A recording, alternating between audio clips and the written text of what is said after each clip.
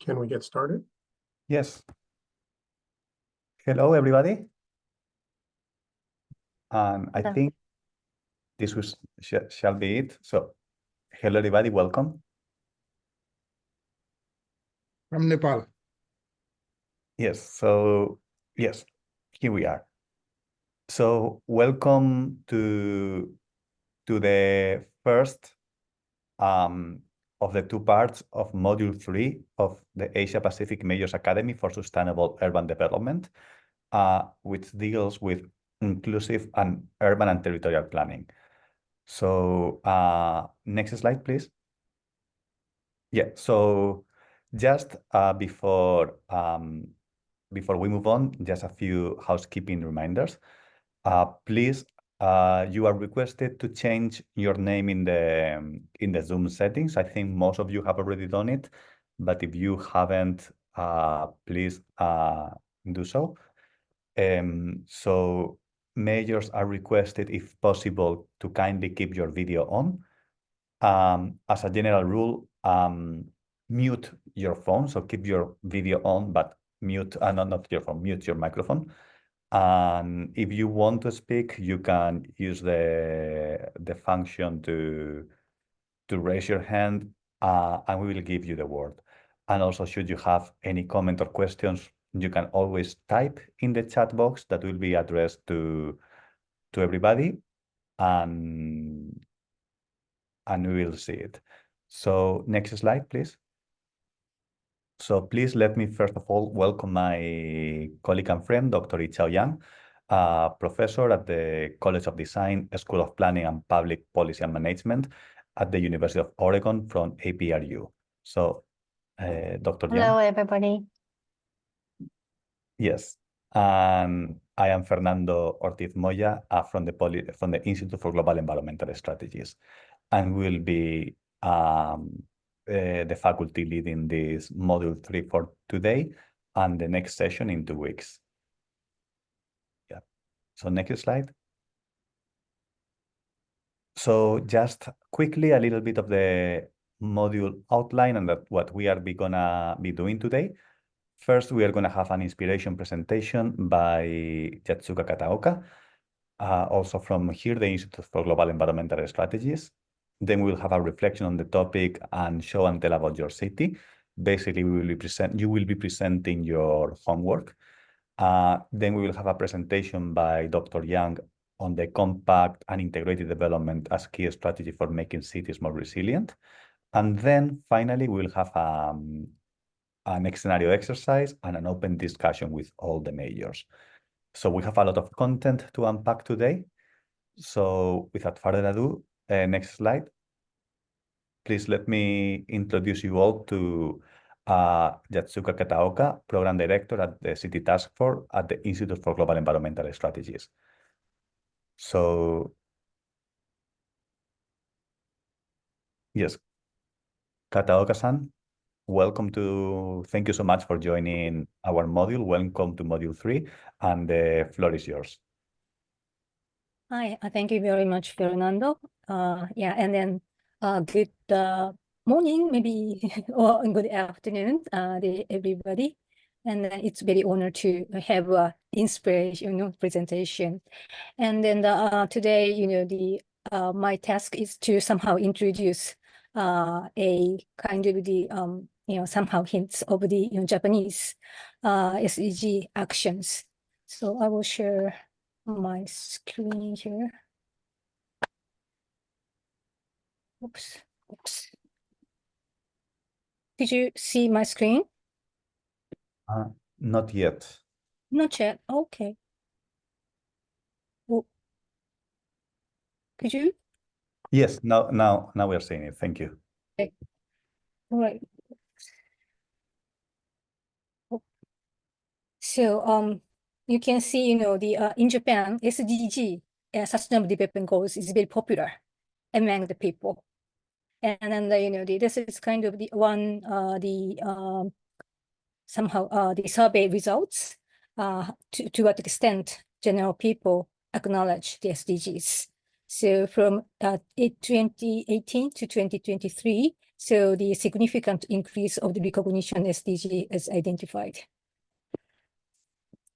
And then in terms of subnational governments, the local governments, recognition of the SDG has been increased.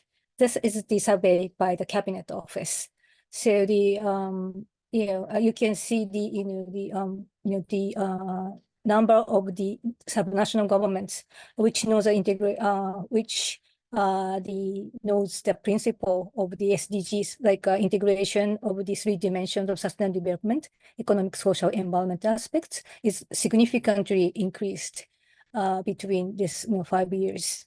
So as such, the SDG is kind of the example of the where to see the sustainability issues.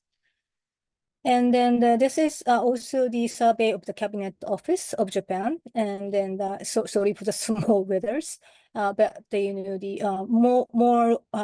lots of local government see the SDGs benefit is that to strengthen the collaboration with business and then the other relevant organizations. And then in terms of the development partnership of the private sector, so many Japanese local government introduced registration and certification system of the SDG actions. And then this is kind of, the business entities, the private sector pledge their SDG actions, and then the local government certify that the actions, examine that actions and then give a certification to the business, the company. And then by doing so, local government, regional government has a benefits to promote local SDGs actions, and also the vitalization of local economy. And then on the other hand, from the private sector, so they get the various benefits by getting certification. So such as they have more kind of score in terms of the getting some businesses from the local governments. And also the local governments in Japan is collaborating with local financial institute, like local banks or insurance company. And then they will give, they will give a good, rate of the loans, or sometimes some benefits of the and also give some special attention to the certified businesses.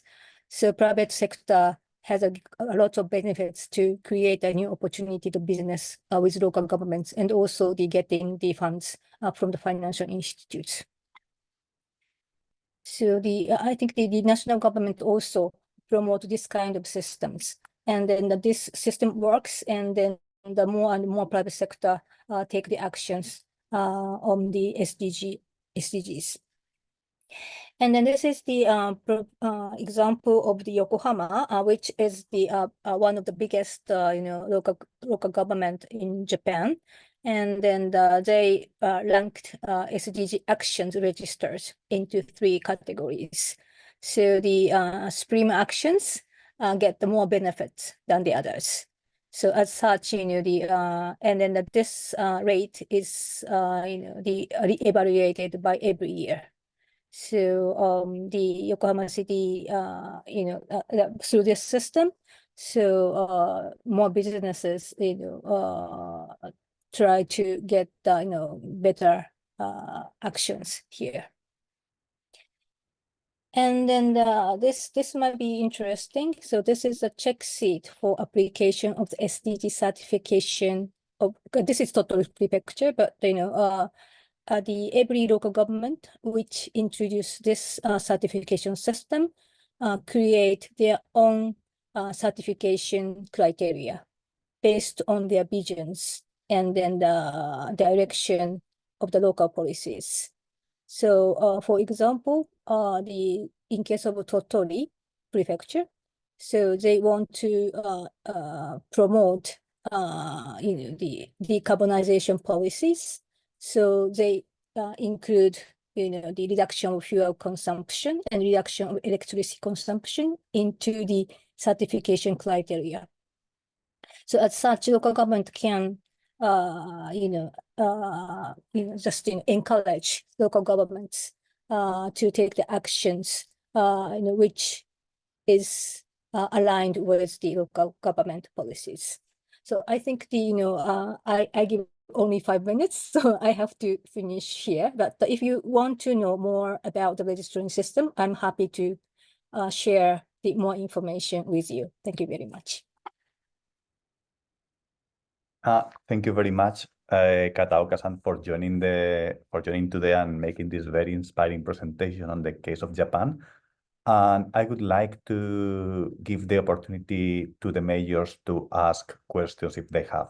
So please, if you have any question, you can raise your hand or also write in the chat.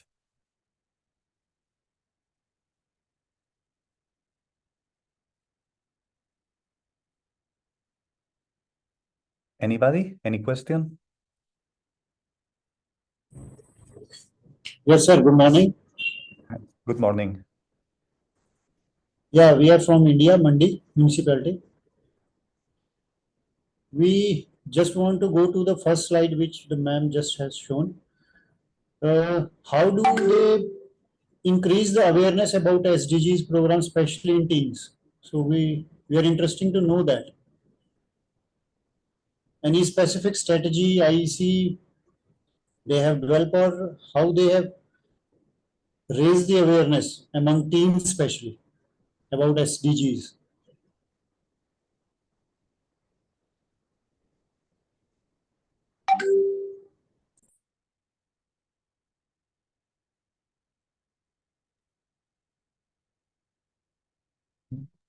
So should I reply? Yeah, the question is, what are the methods Japan has used to increase the awareness of SDGs? Yes, yes, I think government one, I think one of the reason is kind of, the governments want to promote SDGs, and then they have somehow SDG hours, for the private sector and the local governments, which taking a good actions.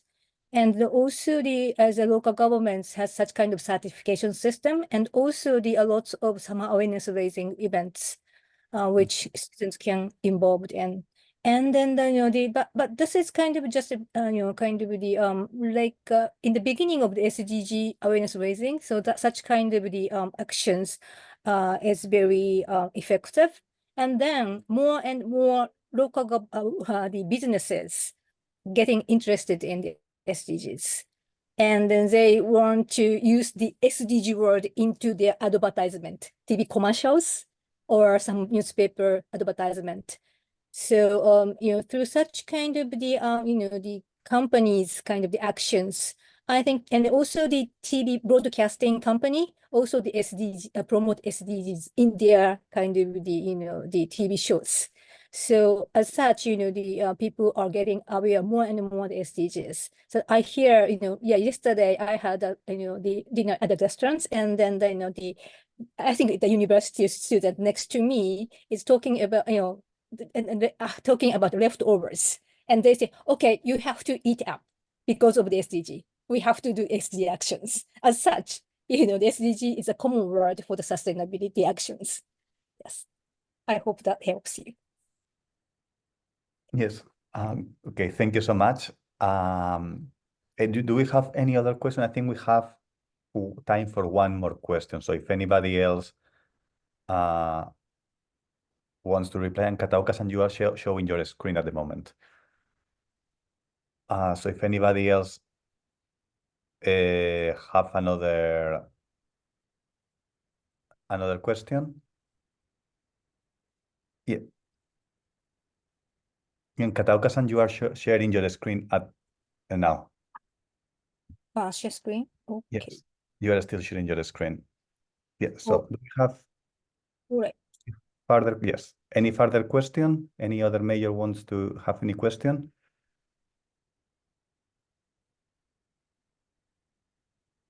Okay. Hi. Yes. Okay. Hi. Go Hi. ahead. Good afternoon. Good afternoon. I would like to know how is the certification given to the businesses that fulfill the requirement to get the certification? I mean, what is the process? Okay, thank you for the questions. First, the local governments shows a criteria of actions, which satisfy the requirements. So the local government, the private sector submit their proposal of the actions to the local governments, and then they are considering that actions, and then they evaluate it, and then they give the certificate. This is the general one, and then generally the local governments has a kind of the some foundation or any other organizations. The local government asks such kind of the local kind of the institute to have the established the selection committee, and then there's a selection committee with the experts, and then city governments, evaluate the actions and then give the certificate. So this is a kind of general procedure the local government takes. Okay, so thank you so much. I hope this answered your question. So I think we are running out of time, so I will just like to thank Kataoka-san again for joining and for sharing this very inspiring presentation. And I think we can move on to the next section of the session. So thank you very much, Kataoka-san, for joining. And now, please, as we have done in the past, join the Mentimeter activity. So you can either go through your web browser or use your phone to go to this QR code, or if not, access menti.com and insert the code 47607252. So please go ahead and we will have an ice-breaking exercise.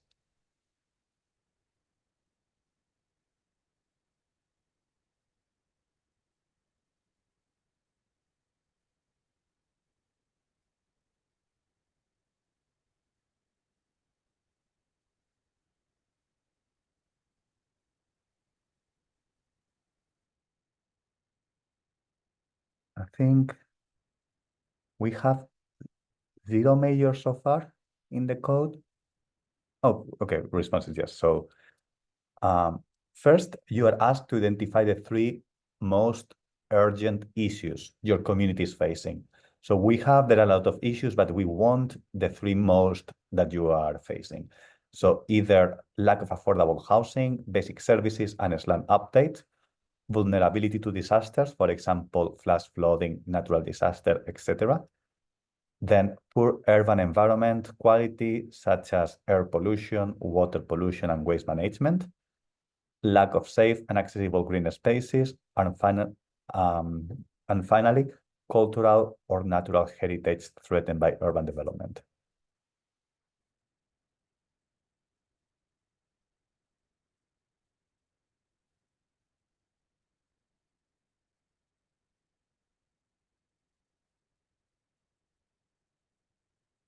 So we have 6 responses so far.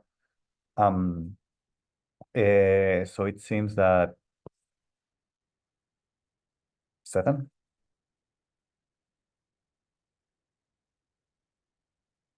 It seems that the main pressing challenge as of now is poor urban environment quality, including air pollution, water pollution, and waste management. By a close second, by lack of affordable housing, vulnerability, and lack of safe and accessible green spaces, and then only 1 major phase is kind of cultural or natural heritage. Icha, do you want to elaborate? Yeah, it seems we have 11 mayors in the audience. So if you haven't had a chance to input your answer, the process is to go on to menti.com and you will be prompted to enter this 8-digit code, and you will see this question and ask you to identify the top 3 most urgent issues your community is facing. So feel free to input your answer. Yeah, these 5 urgent issues are very common. Common ones facing cities in Asia Pacific region, and most of them can be addressed via multiple approaches, and one of them is through urban and territory planning, and that's the reason we picked them and then wanted to have a discussion among our mayors to see what are the most urgent ones. And obviously, urban environmental quality, air pollution, water pollution, waste management is being constantly pointed as the top issue facing our cities, particularly cities experiencing rapid urbanization. And we see the case here. And lack of safe, accessible green space and public space for all ages and people with disabilities. That's also a serious issue when development were not very well regulated, and we're losing open space because of very rapid urban growth. Okay. And then vulnerability disasters because of climate change, extreme weather. So these issues we see are common issues facing our cities, and then also identified by mayors in the audience. So we can move to the next one. Next question. So in order to use urban and territory planning to address those issues, we need to have certain level of capacity, evidence, information to support our decision-making, and also be able to have effective policy-making process that's inclusive and participatory. So could you identify which of the following does your city currently have? So choose as many as you can identify. So there is no limit of how many you can choose here.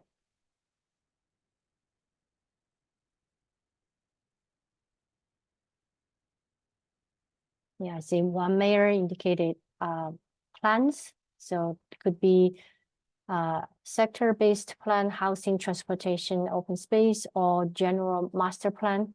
This is a very widely used policy tool in urban and territory planning to help address the issues. And 3 mayors already also identified we have public engagement strategies, either platform to allow stakeholder participation or allow public input in the plan making and plan implementation process. And their visions already written.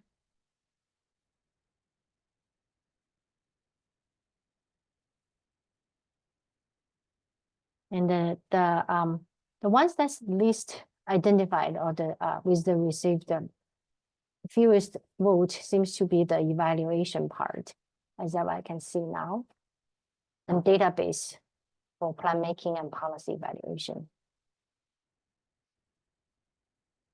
This is great. Okay. In the interest of time, we're going to move to the next exercise. So thinking about all these policy tools and capacities, and then data and evidence you need to support your community's urban and territory planning for the goal of achieving sustainability and achieve sustainable development goals. Now we're going to switch gear to let our mayors talk about what are their initiatives, the issues they wanted to address, and then use this as a way for sharing ideas and sharing knowledge, experience. And then maybe once we get into the subsequent presentation and exercise, that you can see there are things that you can learn from existing cases and projects. So I'd like to open up the floor to give mayors a chance to present their homework. Looks like we have the order set here. So we have Mayor from, I'm not very good at spelling out the name. So, so we have Mayor from Nepal, followed by India, Malaysia, Philippines, and with 2 more mayors from Nepal. And then the last one, last but not least, is Mayor from Malaysia. So Mayor Ganasashima Shayamagili. Yes, I will just briefly add that this should be a quick exercise. So in principle, you have 3 minutes to speak. I will have my timer ready. So on my phone, so I will be giving you also a heads up when you are approaching when we are reaching the 3 minutes mark. So please try to highlight what is the main challenge, because then we will have an opportunity to further talk in the last bit of the module. So this is just to share your experience with the classroom. So yes, back to you, Ichao. Yeah, I believe the slides you've submitted will appear soon, and so you can use the slide to help guide your presentation. But like Fernando said, you have 3 minutes. The floor is yours.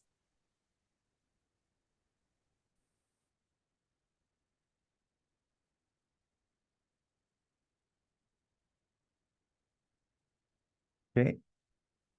I think you need to unmute yourself, Mayor.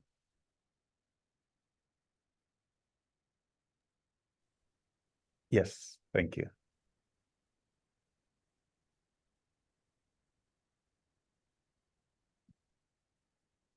Hello. Yes, hello, please go ahead, Honorable Mayor. Thank you so much.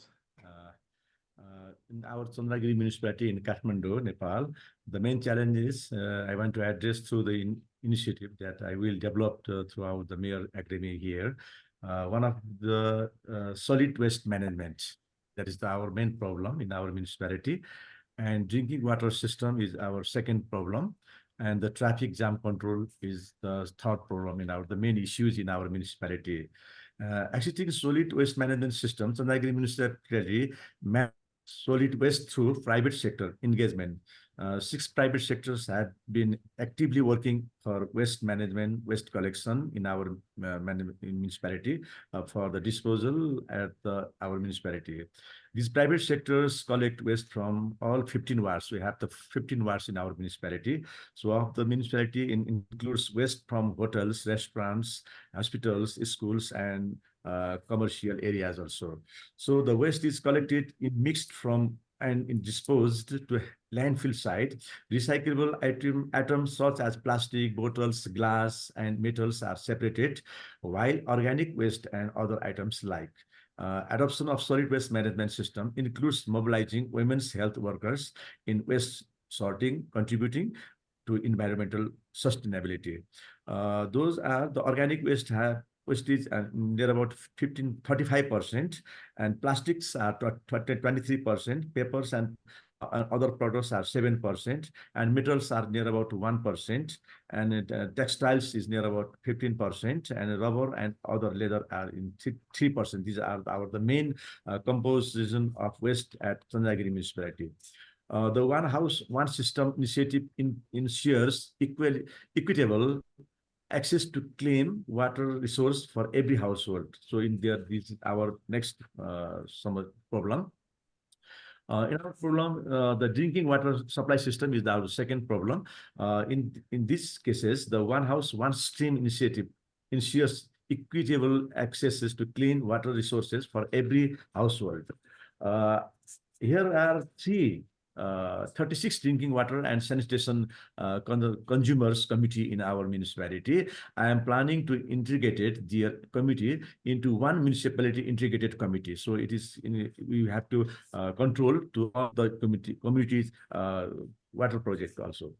Infrastructure projects such as the water bill and direction, construction, and the tunnel water lifting program aim to improve water supply infrastructure and reliability also. Programs of the conventional spring resources management and groundwater also management enhance water resource sustainability and resilience also. Also, this initiative for rainwater harvesting and water recharge also we have to we are going to implementing this project. This initiative seeks to simplify access to resources, promote sustainable practices, and foster economic and social development within the agriculture and water management sector, the professional manner. And third is our traffic jam control. We have to highway in our municipality, near about 14 kilometers in highway in our municipality. So this is the most problem because the heavy vehicles our municipality. So infrastructure improvement including smart electricity connection in all wards and CCTV camera installation on main roads to enhance safety. Traffic related, since Chandagiri municipality is the entry and the exit point of the valley, so it is collaboration with Metropolitan Traffic Police. We propose to install vehicle detecting machine in entry and exit point of the valley to light all the street under the Bright Chandagiri campaign. Street lights were installed on all road poles and none of the roads dark also. So around the 2018 CCTV cameras in highway, the latest technology have been installed on the main highways police division are monitoring through CCTV. This is being significant to crime control and vehicle management. Thousands of vehicle passes daily to keep road safety, road line, reflectors, light, and coloring on the roadside poles, which played the important role in reducing roads accident. So we have to do three problem. First of all, solid waste management and drinking water and the traffic jam control. These are the three most important our taking initiative to the improve in our municipality. Thank you so much. Okay, thank you so much. So Thank you. Okay. Well, thank you, Mayor. I think you presented the three challenges, and then your community under your leadership looks like it's doing great, taking some of the good strategies to address them. In the interest of time, I'd like to move to the next mayor so that we can get all mayors, give them opportunity to present their work. And also just a note, we have 7 or 8 mayors who submitted their assignments. So their slides are already being integrated in this deck. We know there are additional mayors in the audience. They may also have homework done, but didn't get submitted. So if you are interested in presenting your work, so there will be opportunity for you to do so. Just let us know. So we are going to move to the next mayor. Yeah. Good morning all. So we have listed the 3 major challenges which we have been facing in our municipality in Mandi. So Mandi is known as a small pilgrimage for the Hindu community. It's also known as a Choti Kashi. So as the recent mayor has highlighted the issue of waste management, so we are also taking this municipal waste as a major challenges which we have been facing for a long time, and we want to develop those understandings, and we'll try to find out those techniques through this course which can help us to meet with the challenges we have been facing, especially in the area of waste management. Every city, whenever someone enters to the city, the general cleanliness of the city gives an impression that how much city is overall developed, and how the people of this city are aware about the sanitation standards. So this is the again issue with us, that we have the elite segment living in the city, but as far as the waste management at their household is concerned, they are just focused only for managing their waste at their dustbin level. But as far as the community concerned is there, so they are reluctant. So we need to develop those communication strategies which can help us to develop that kind of behavior among our citizens, which can help us to manage municipal waste at scientific sites. Similarly, we need some interventions in sphere of technology. So we have technologies, but we didn't find those technologies as proper, as appropriate for managing the waste. So through this course, we will try to get through those technologies which are adopted successfully, operationalized by other cities, which can help us to manage our waste scientifically.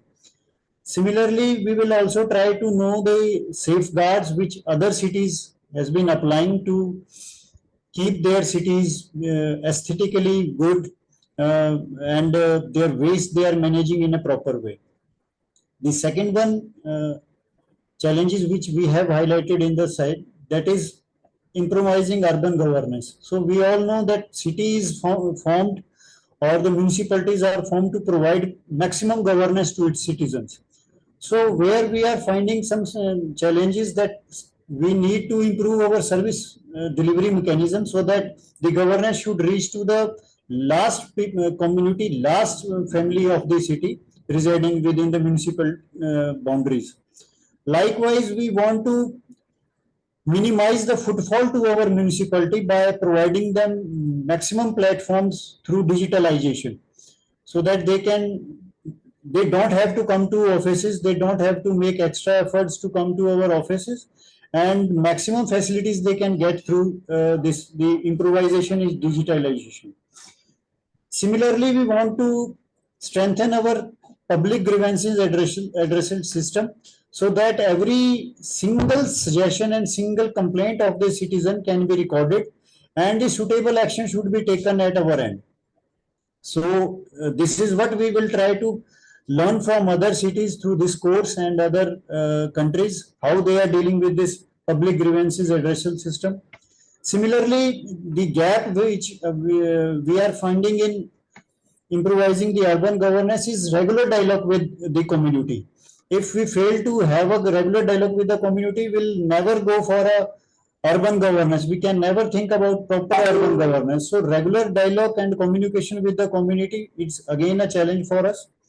Similarly, the public involvement in planning, in execution of work, and in monitoring, because most of our funds, municipal funds, are being used for infrastructure development, but which we have found that the activities or the works which we have been taking in community level are not owned by that particular community. So with this gap, the quality and the quantity of the work is totally hampered. So we need to have the public involvement in all three stages of development: planning, execution, and monitoring. So then, in the last but not least, but improvising urban governance can never be thought if the access to the services is not given to all the communities, which are all the families or the individual residing in the municipal area. So this is again a challenge, that every citizen of the city should get benefit of the services which are being provided by the municipality.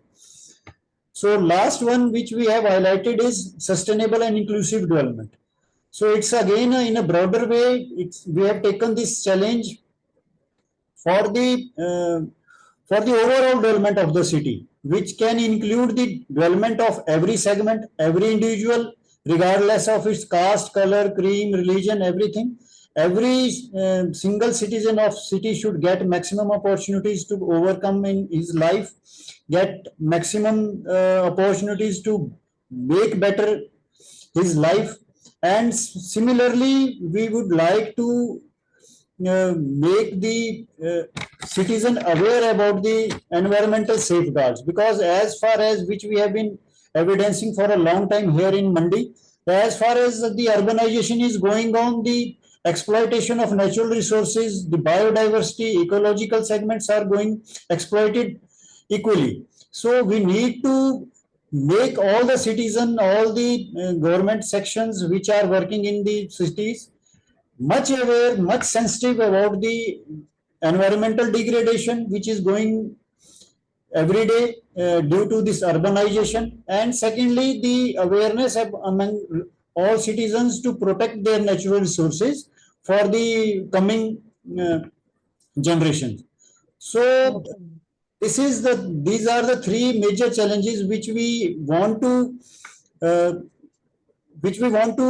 face with the help of the initiatives which we will try to learn from the learnings which we'll get from this Mayor's Academy throughout the during our session, ma'am. Thank you, Mayor. Thank you for sharing your insights. And then you just pointed out a very important goal of this Mayor's Academy is mutual learning. That's a great strategy for us to share best practices and then good solutions to a lot of the common issues we are all facing. We are going to move to the next mayor in the interest of time. Please go ahead. Okay. Hi, everybody. Good afternoon. My name is Dr. Ani. I'm from Ampang Jaya. So actually, later I will change the slide because actually this is actually the third slide. So the main three priorities for me is actually to I will explain later. So I will mention the first priority is actually to increase local revenue through collections of tax revenue and also non-tax revenue, and also to strengthen council's finance, because for us in our country, our tax revenue is actually coming from assessment tax. That is actually the compulsory tax for the property, because all the property owner, they have to pay the assessment tax, which they have to pay every year. So for non-tax revenue, is like tax that we charge to the business business owner, and also a collection of development fees for planning approval, and also whatever municipal services that we giving services to the urban the people in the city. So this is like trees cutting, and also when we sell our plants, and also fertilizers lah to the people in the city. So the second priority is actually towards community empowerment, and to foster strong sense of community on issues related separation and at source and community strata empowerment. This is actually to engage with residents through ICT and Internet of Things, and also smart city initiatives. So this actually the initiative is actually we will set our vision for that year and how we are going to achieve this challenge by working together through smart partnership with the state government, and also the federal government, and also the public and also private partnership. The other one is actually to go in detail lah, and also we have our KPI to achieve on that particular year.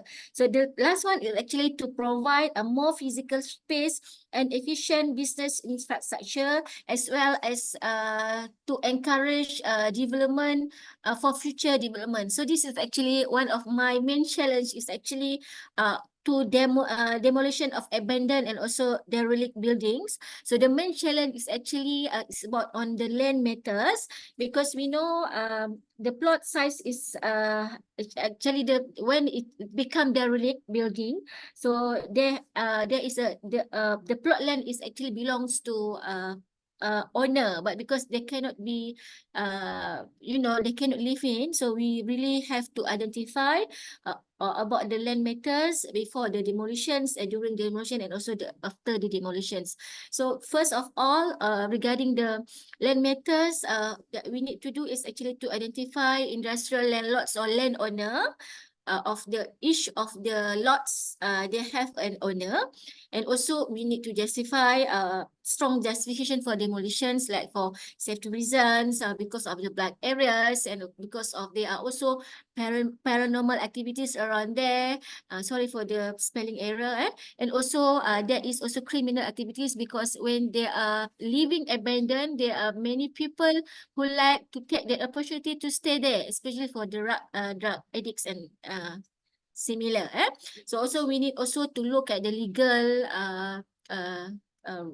procedures, guidelines related with this demolition of abandoned buildings, and also we need to get the engagement from the people surrounding the area, and also we must get legal basis for doing the demolition. So during demolition, we need to take expert opinion for structural demolitions, and also we must get costs. We must think about the cost for demolitions. It's either paid atau bear by the local government, or must get public-private partnership, because along the environment in that area, actually there are also people sitting or living there, and also we must do the safety announcements, and also we must prove and must show them what is our proposal for rejuvenations.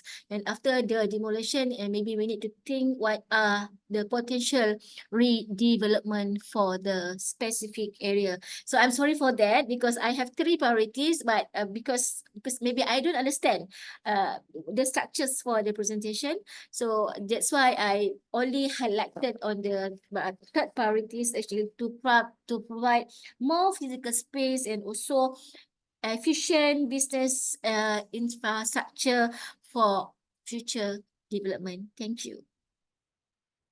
Thank you, Mayor. I think you point out very important issue of this land tenure ambiguity, development right ambiguity, as a factor or condition that would affect urban territorial planning effectiveness.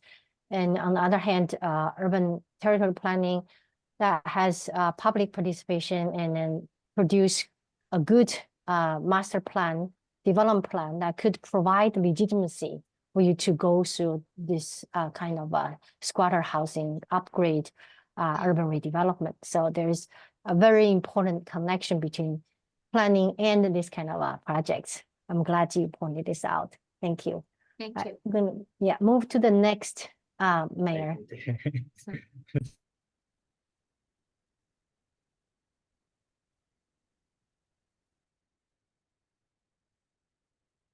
Mayor, are you there? We can start. Oh, go ahead. Okay, thank you very much, ma'am. Good afternoon, everyone. I am Alan A. Roldan, first termer municipal mayor of Municipality of Bangkok in the Oriental Province of Oriental Mindoro, Philippines. I will be presenting the developing sustainable and inclusive tourism initiatives in our town and how we address key challenges in the tourism industry. Next, please. Next. Overview. The municipality of Bangkok, through one of the oldest towns in the province of Oriental Mindoro, is still the 3rd-class municipality. This small town is located just a few kilometers away from Calapan City, the capital of Oriental Mindoro. Bangkok is known for its stunning beaches, lush forest, and vibrant culture. Despite being a small town, Bangkok has a lot of offer to its visitors. Next. Next, please.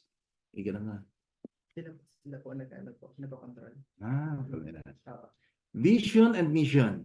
By 2028, Bangkok is an agritourism destination in Oriental Mindoro with progressive economy, resilient and empowered community, living a safe environment through sustained infrastructure governed by responsible leaders.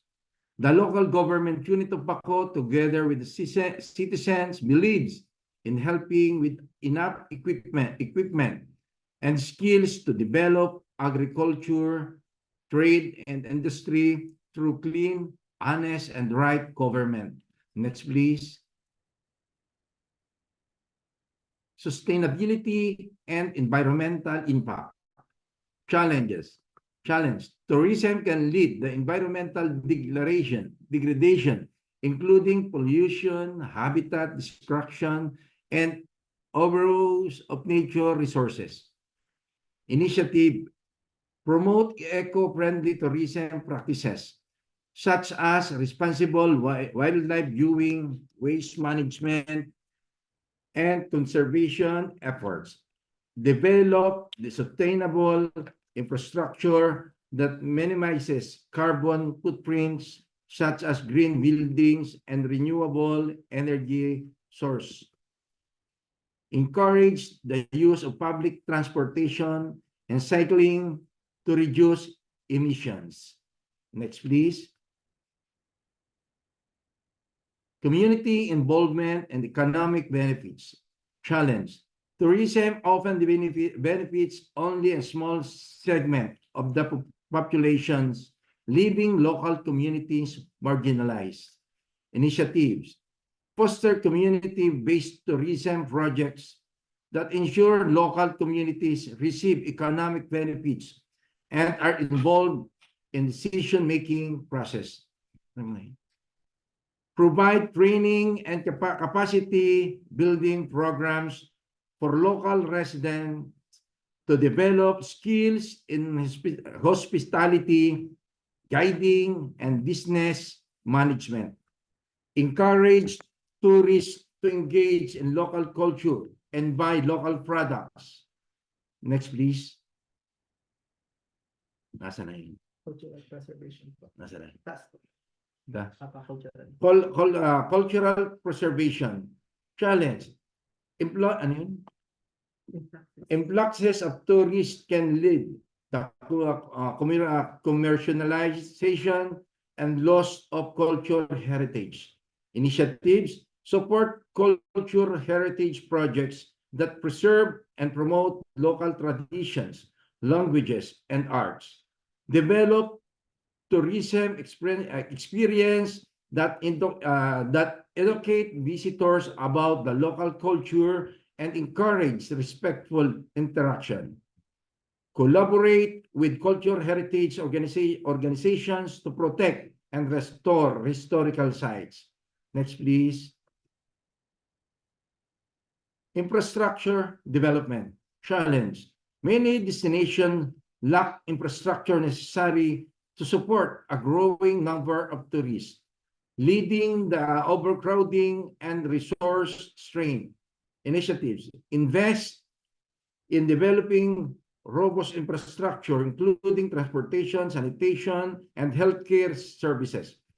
Implement smart tourism and technologies for better management of tourist flows and resource use. Plan urban development to prevent over-tourism and ensure balanced growth across the municipality. Next, please. Health and safety. Challenge.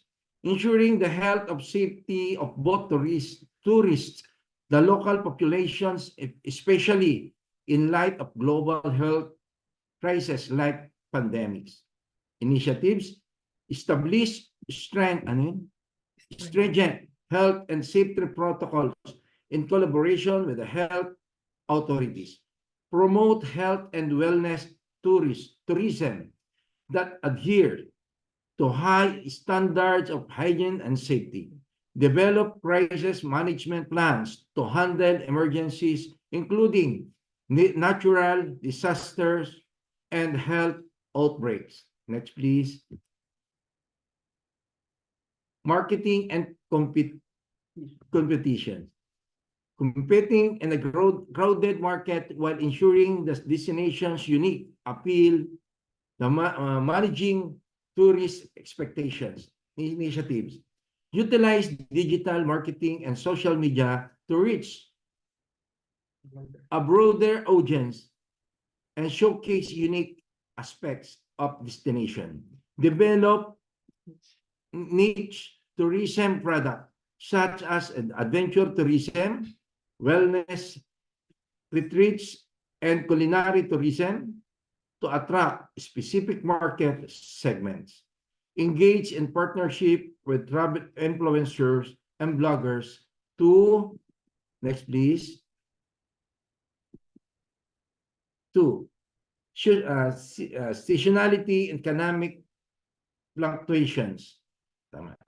Tourism often fluctuates seasonally, leading to economic stability for businesses and workers. initiatives promote year-round tourism through events, festivals, and off-season discounts. Diversify tourism offering to reduce dependency on peak seasons. Support businesses in developing flexible models that can adapt to changing tourist numbers. Next, please. By addressing these challenges through thoughtful initiatives, the tourism industry of the municipality of Bangkok can become more sustainable, inclusive, and resilient, ultimately leading to more positive outcomes for both tourists and local communities. That's all. Thank you, Thank you Mayor, for sharing your initiatives. This is a great example of using a holistic approach to ecotourism development that takes into consideration of balanced development in multiple areas. So thank you for this great example. We are going to move to the next.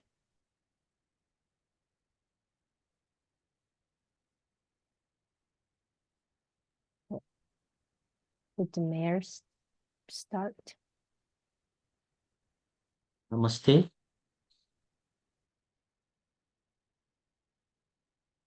I'm from Isma, Nepal. My municipality has a different context related to what other mayors have stated right now. So I have shared a few challenges in reference to our context.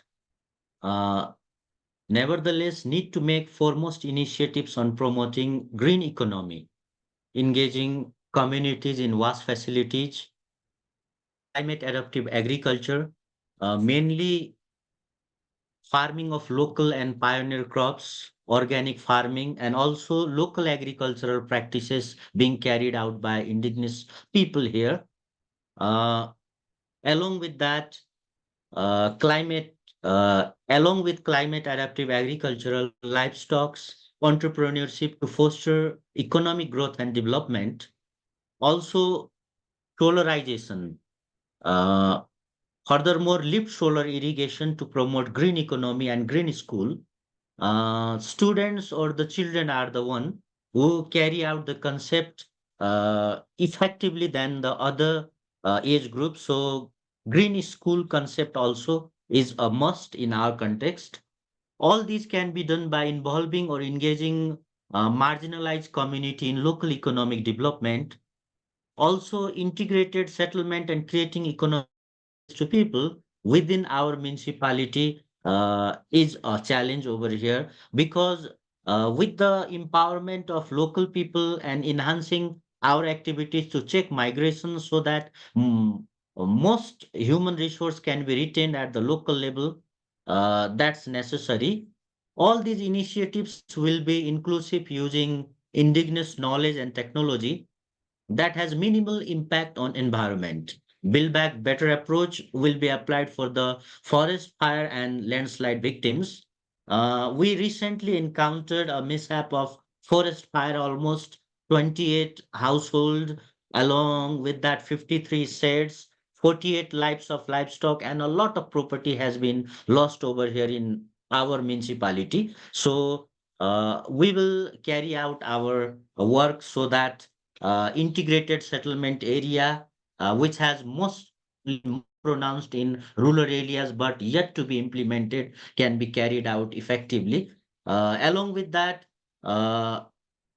we have a bitter experience of last 2 years regarding rainfall. Due to climate change, not only our municipality but every part of the world has been adversely affected.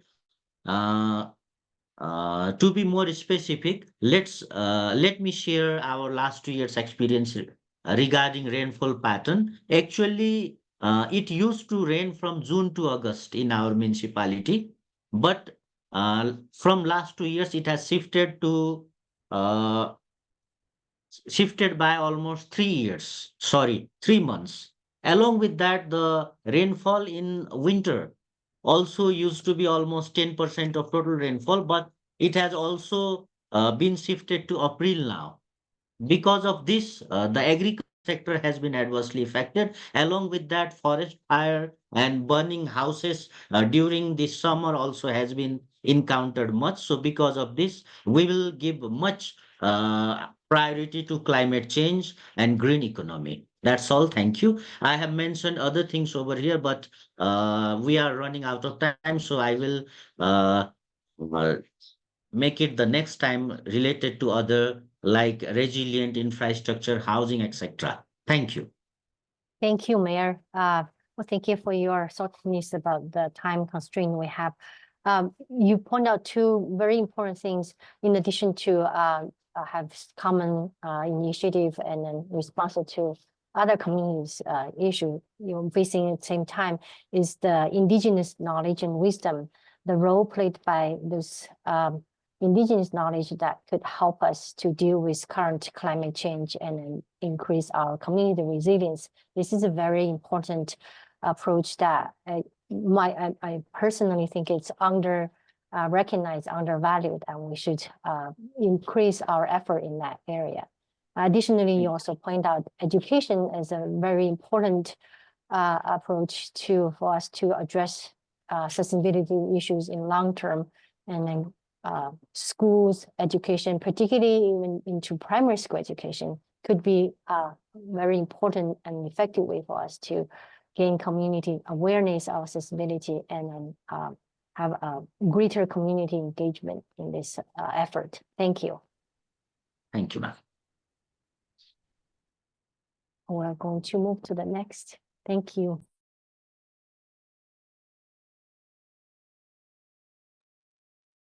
Hello, everyone. So can you hear me? Yes. Yes. Today I'm representing my mayor, Upendra Karki from Kageshwari Manohara municipality, as he's really, really busy in another meeting in the next room. And today is the Republic Day here in Nepal, and I would like to wish you all a happy Republic Day in this platform. My slide today here is about the urban planning and smart city in the Kageshwari Manohara municipality. As our city is one of the highly migrated city from all over the Nepal, as per the record of the Central Bureau of Statistics 2022, and it is there is a highly growing urbanization, and it is a really big challenge for us to deal with this rapidly growing urbanization and the population simultaneously. So I have mentioned several challenges of our city, and the major challenges here are, first of all, the lack of resources. Like it might be the technical resources and the skilled human resources, and the major one is the budget constraint, which we are facing right now.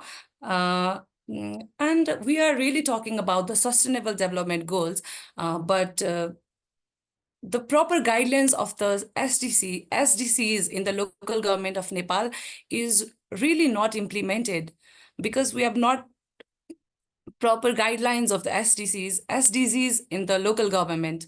So lack of guidelines is the major problem here in the city. And because talking also about the public, we are lacking the awareness in the public about the sustainable development goals and the smart city concept, because people are still not ready to give their lands to make it to the smart city. They come to the municipality for the delegation, like they are not ready to give their lands in order to build up a smart city. So we really, really need to aware the people about the smart city concept and the knowledge about the sustainable development goals. And as I already mentioned, the rapidly growing population and urbanization is the major challenge of our city. And waste management has been the major problem. Like we talk about the segregation, we talked in the previous model too as well about the waste management. We talk about the segregation of the waste, but people are still not doing that from their households, which has been a major problem. And the dumpings and the waste dumplings has been the major problem, because we lack the proper infrastructure of the waste management, and also people are not, and the major another problem is the fueled vehicles. People are not going to the electric vehicles, and the electric transport has not been properly implemented in the city. So it is really looking for the, I'm sorry, this happened. Okay. So waste management and the fuel vehicles are still the major problems for the pollution. We talk about implementing the sustainable development goals and everything, but there still lacks a proper scientific surveys and research for what we need to do. We have really been coordinating with the central government of Nepal for the smart city planning and cooperating with other 3 adjacent municipalities nearby our municipality in order to develop all of the 4 municipality into the smart city planning, so that the people get the affordable things at the right time. So we are cooperating with the central government as well, but we first of all lack the scientific surveys and research, and people and the next problem I already shared is the lack of awareness. And I think this is the thing about my city. Thank you. Thank you. Thank you. Your discussion about the issues and the situation really echo what we found from other cities and in my own research, and also the Mentimentor point out the urban environment quality. That's because of waste management issue or because of urban air pollution issue. You also point out very important factor that's affecting cities being able to effectively implement their initiatives is the lack of resources, right? Either as lack of data, lack of information, or lack of capacities to deal with many of the things with no guidelines. Additionally, there is also the issue of SDGs being the goals that were originally developed for countries and then allow us, the cities, to implement them. There is gap, there is a disconnection that we all witness. And then I definitely share with your concerns that there is this lack of awareness and limited guidelines on how cities should proceed. So hopefully our academy could help mayors better understand the SDGs, and it's also for us to learn more from the mayors what are their issues and get their input in this process. Thank you. Thank you.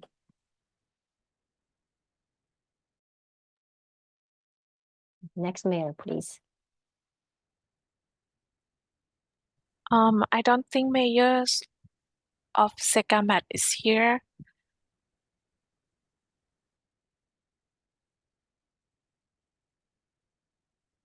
So we have mayors, the 3 mayors in the meeting room who have not submitted their presentation in advance.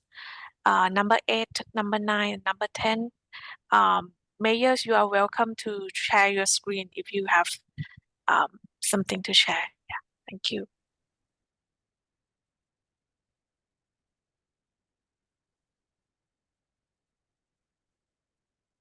So mayors could unmute and share with us your initiatives or any issues or concerns you'd like to discuss.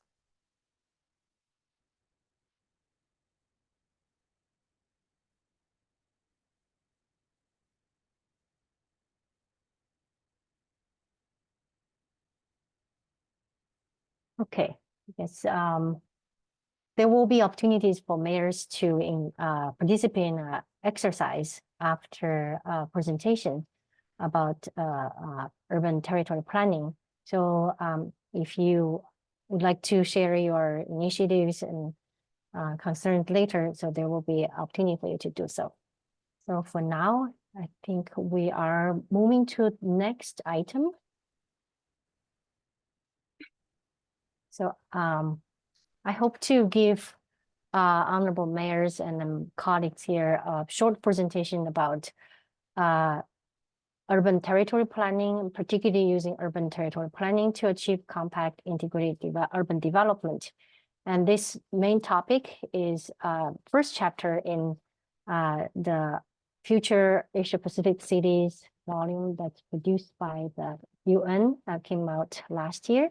So I'm hoping to share with you my understanding of this issue and based on some of my research and what I learned from the mayors over the years.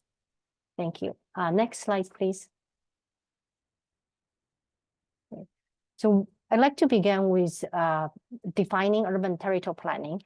And as we see early in the Minty exercise, most of the mayors in the audience have pointed out, you have plans, your city have plans, your city have policy instruments to manage urban development, and you probably also have some mechanism for platforms to support or facilitate participatory planning process. So think about urban territory planning in a nutshell is for city government to manage through regulation, incentives, or investment to manage the process of urban development. And it's not done in isolation.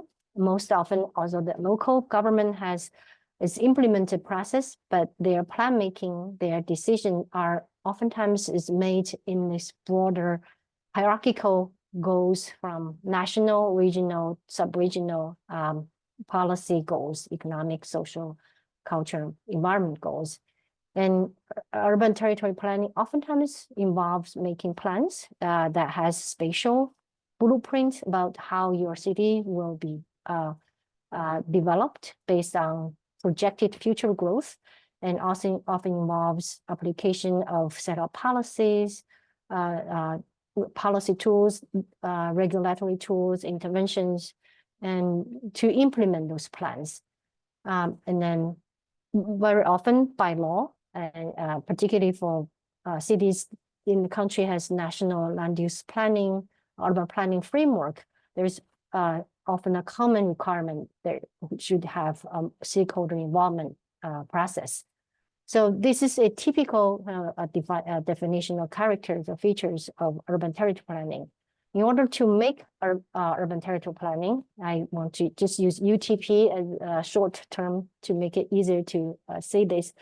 So in order to make UTP a pathway or strategy to achieve sustainable urban development, we have to make sure that UTP respect nature's needs, advance goals of balancing development, and emphasize this is oftentimes not enough, the inclusiveness in the process of UTP implementation, plan making, and also the entire UTP process should be supported by scientific intelligence and evidence to allow us to inform decision making and evaluate outcome. Next slide, please. So I'm going to next few slides to look at several major elements in UTP, particularly UTP that's supposed to aim to achieve sustainability. So UTP, sustainable UTP is vision driven. The local visioning process is the process of articulate local preference based on multi-stakeholder engagement, and it's to identify aspirational goals and particular goals that are supported by evidence, science, and technology, and oftentimes is aligned with larger regional national frameworks. Next, please.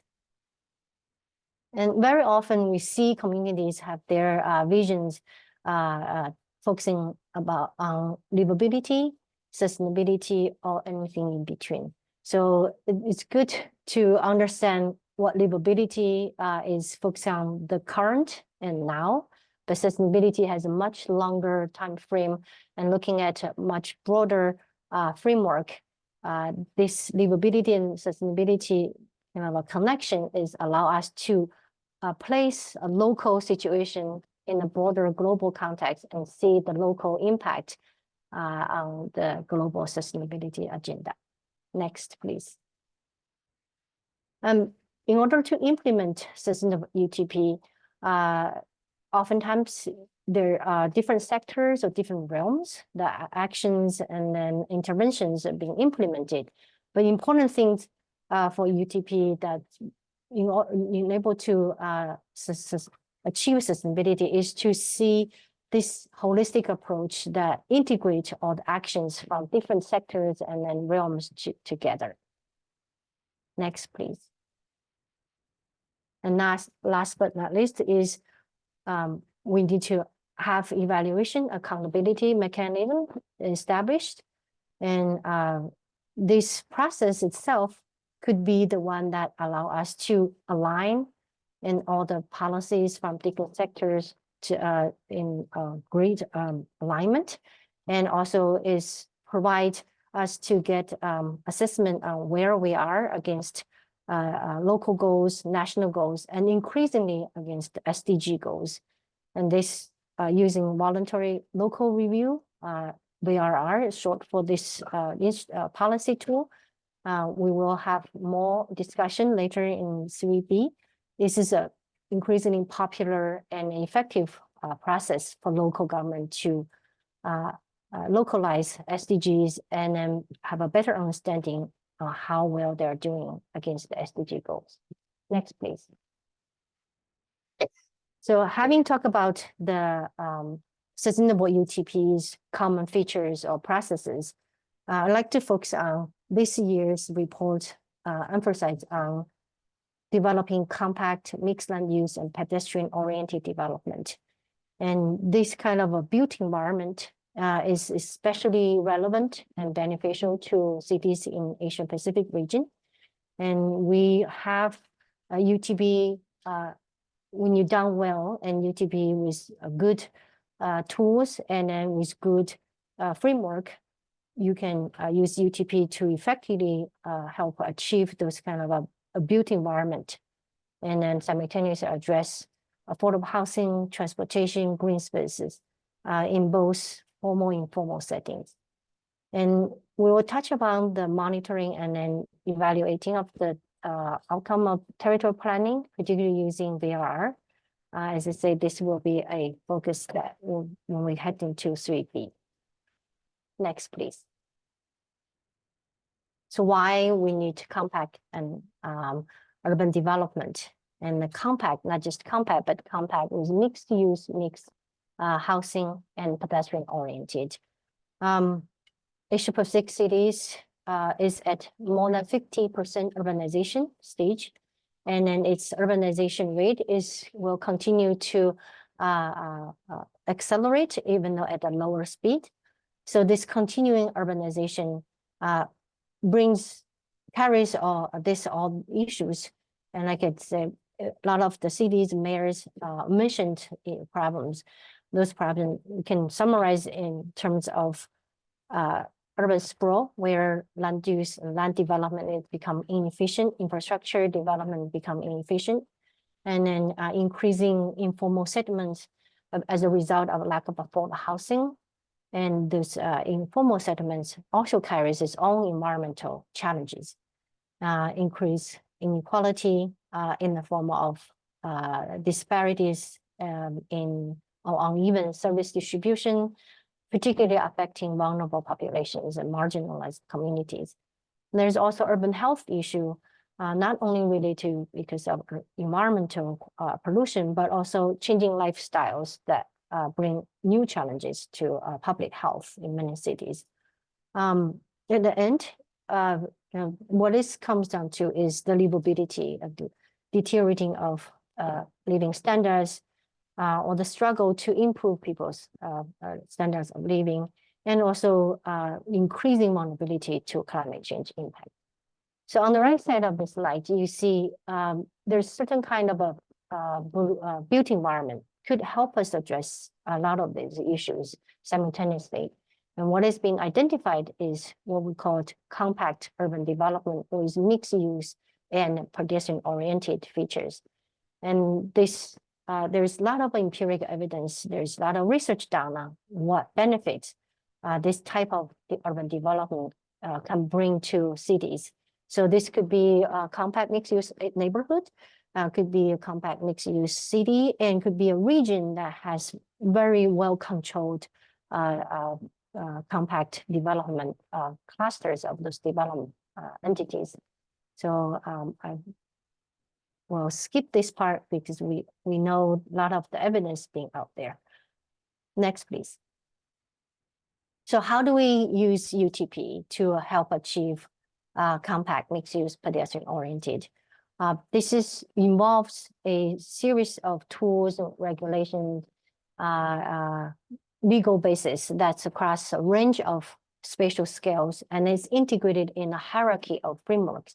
So being able to develop compact, you need to have a national, subnational, regional framework that identify or recognize compactness as the needed development pattern, and addressing this compactness in the entire region, looking at urban-rural continuum. And cities have plans that outline or vision the compact development as is pursued goals. And that's this kind of a development not only is implemented in the redevelopment, infill development projects, is also consciously pursued in infrastructure upgrade. And only when you have compact development that would allow mixed land use and housing, multiple type of housing supply to come together to achieve or to deliver all those social, environmental, economic benefits. So zoning tools, different types of zoning strategies, using price range and size, housing types, and then incentives is all range of policy tools that cities can use and should use to help them achieve mixed land use and housing. But only when you have this kind of development, making it pedestrian oriented is extremely important. And this requires cities look into integration of transportation planning, land use planning, housing planning, particularly relying on concepts such as transit-oriented development, fast rapid transit system, looking at micromobility that would bring in shared bike system. This is all strategies cities should look into when they wanted to improve the pedestrian friendliness of compact development. And this also means urban design, green open space development, improve urban amenity should be simultaneously addressed when they look at this kind of project. For many Asian Pacific cities, informal settlement upgrade gives cities opportunity to implement this kind of built environment or blueprint. But we all know the informal settlement upgrade also faces a lot of challenges, go beyond just what UTP can do. This involves formalized land tenure with legal recognition, and then implement land use plans and zoning codes to regularize development. And you may need to also consider transfer of land development rights to allow the informal settlement upgrade to become economically feasible. And also very important is co-plan, co-design this whole process with people who are affected, those informal inhabitants. Only when this process is done in this very inclusive participatory process, you will see the outcome to be truly bringing equity and then some benefits to all people who are involved. Next, please. So there are a lot of good examples, experiences that are in the Asia Pacific region. Mayors can learn from their experience and lessons. I outlined these two examples because my personal research have focused on their processes and studied their outcome. And then I believe this is a widely recognized with their international recognition and award-winning process and projects. So these are two examples, one from Chengdu, China, the other one from Surabaya, Indonesia. Deal with regional approach, use regional approach to establish compact and compact development, looking at compact development along the urban-rural continuum, using informal upgrade as opportunity to achieve that blueprint, but simultaneously address green space, waste management, and also bring economic development opportunities to the places. So for the mayors who are interested, there are additional good examples presented in the Future of Urban Asia Pacific Cities book. And there are also other good examples that we as resource person for the Mayor's Academy can share with mayors. Next, please. So at the end, if we wanted to use urban territorial planning to achieve SDGs, it's very important to know that SDG 11 among the 17 SDGs is the one that originally or intentionally set up for cities. So it is the goal that most relevant to the city urban development.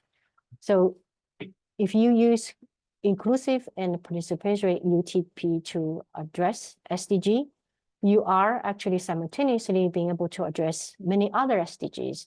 So UN Habitat recently has published research outcome.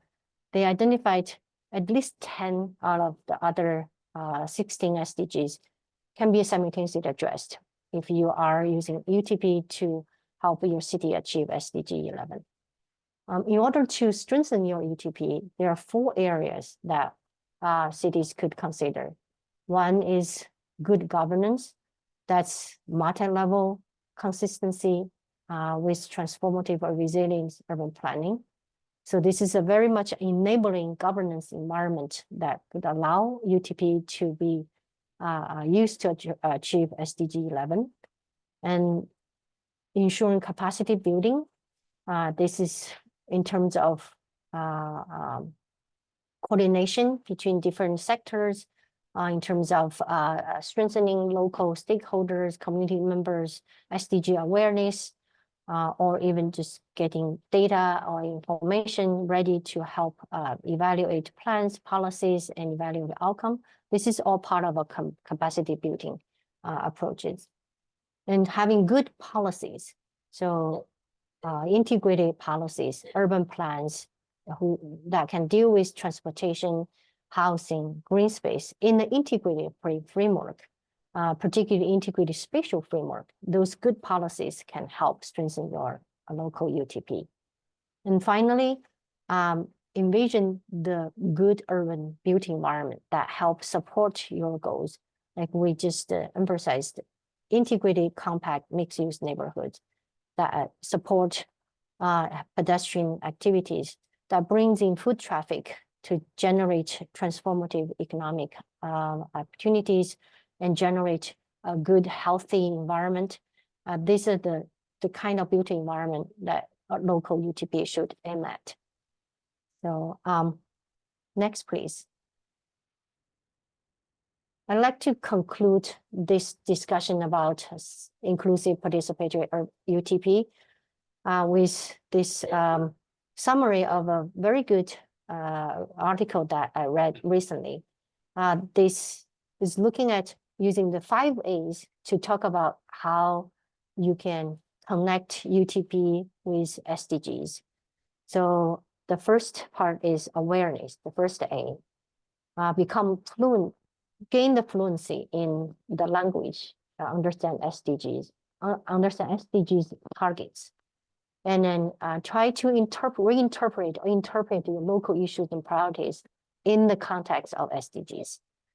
And second A is alignment.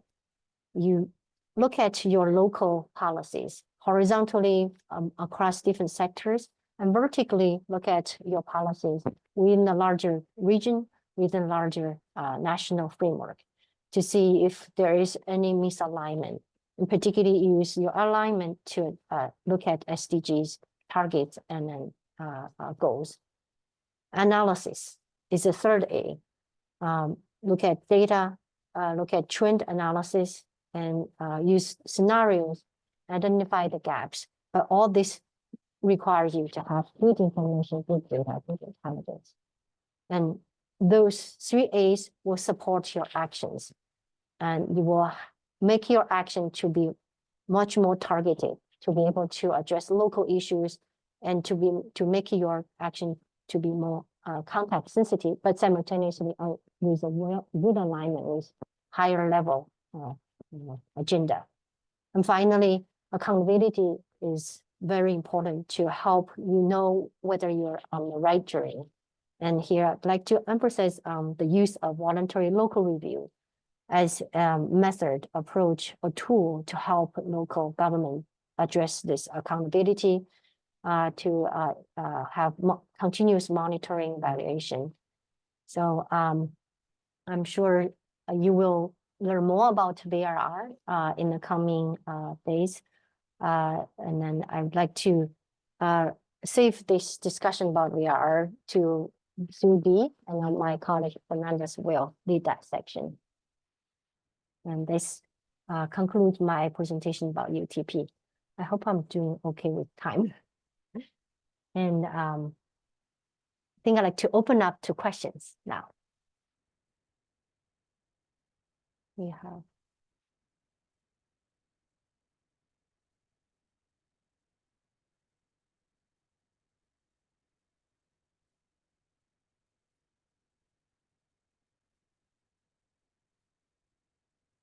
Okay, if we don't have any questions, and as we have a second session after a break, we're gonna go into breakout room, and the mayors will engage in an exercise that's connect to your local issue to SDG 11. So I'd like to just get a sense of the timeline. So we are going to have a breakout break. I think the original plan is to start at 12:35.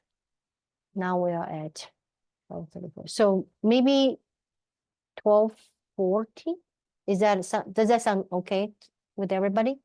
12:40 will come back. Okay, great. Yes. See you See you soon. in 5 minutes.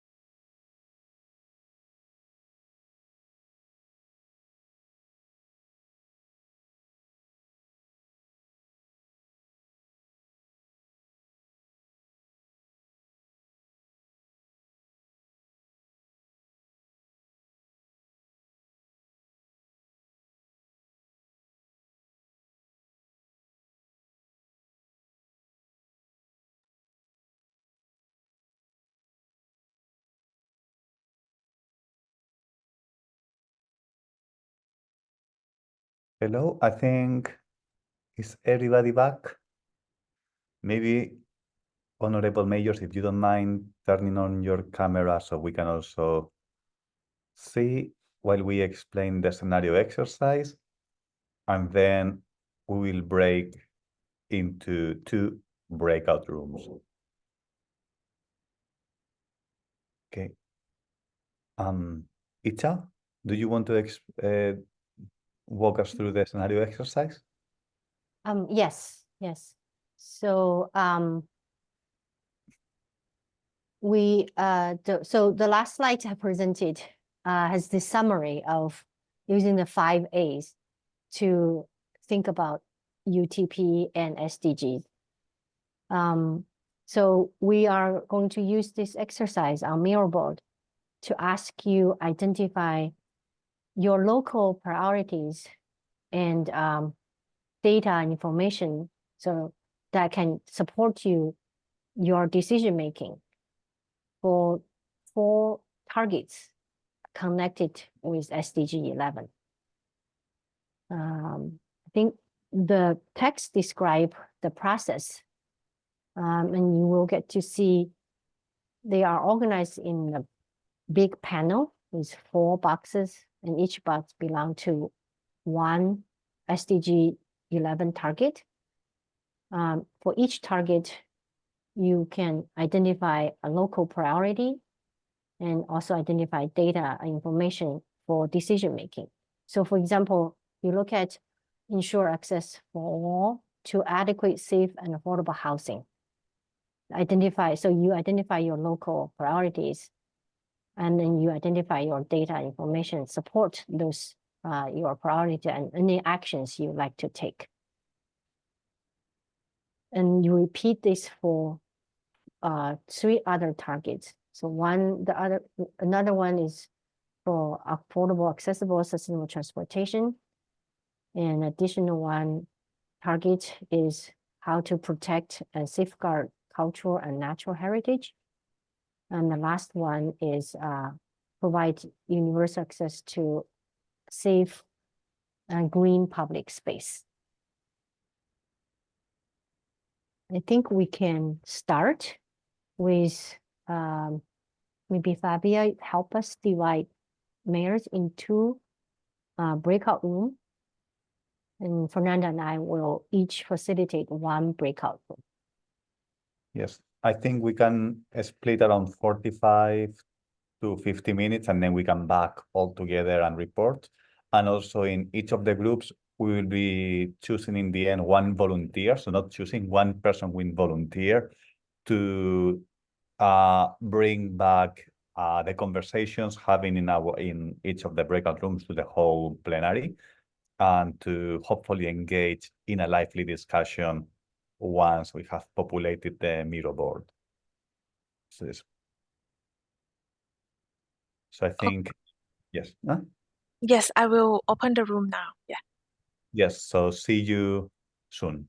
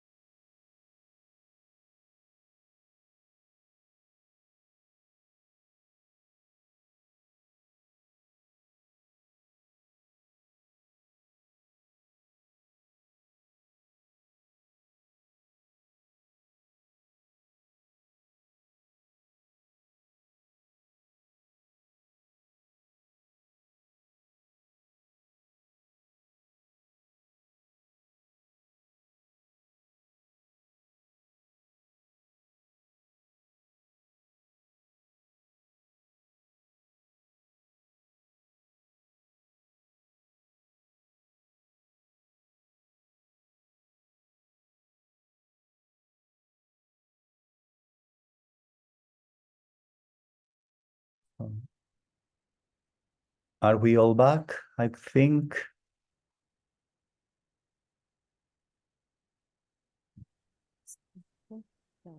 Yes. Yeah. Okay. So hello, group from room 1. Hi. We had a great discussion and very constructive responses from the mayors. Yes, we as well. I have to say that at least we engaged quite a bit in all the targets, but we ran a little bit short of time for target 11.7. But that's also good because that meant that we've been talking a lot for most of the session. So that was very, very good and very interesting. So I think that now we can have an open conversation. Maybe first start by summarizing some of the key points from each of the 2 rooms, and then just have a final reflection all together before I start explaining module 3.3b. So maybe have you designated, have any major volunteer to speak on behalf of your room? Yes. Dr. Annie Ampang Jaya, she has gratefully taken the summary task for us. Please, Honorable Mayor, the floor is yours. Thank you, Dr. Hazel Young from University of Oregon.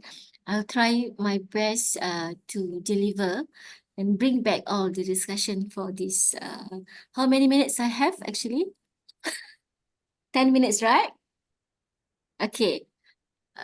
For SDG 11.1, I think to ensure access for all to adequate, safe and affordable housing and basic services and upgrade slums, there are actually a variety of area. Some are actually focusing on slums, but on my topic is about more on black properties. So for the local properties, they have discussed about municipal authorities action for plan development. They also focus on relocation option for better urban services, negotiate with the banks for land and mortgage and also loans to get the financial support, and also for housing affordability, the local authorities actually to provide land for every resident in the legislation. And also in my area, for example, we have local plan that we had already identified blocks for redevelopment.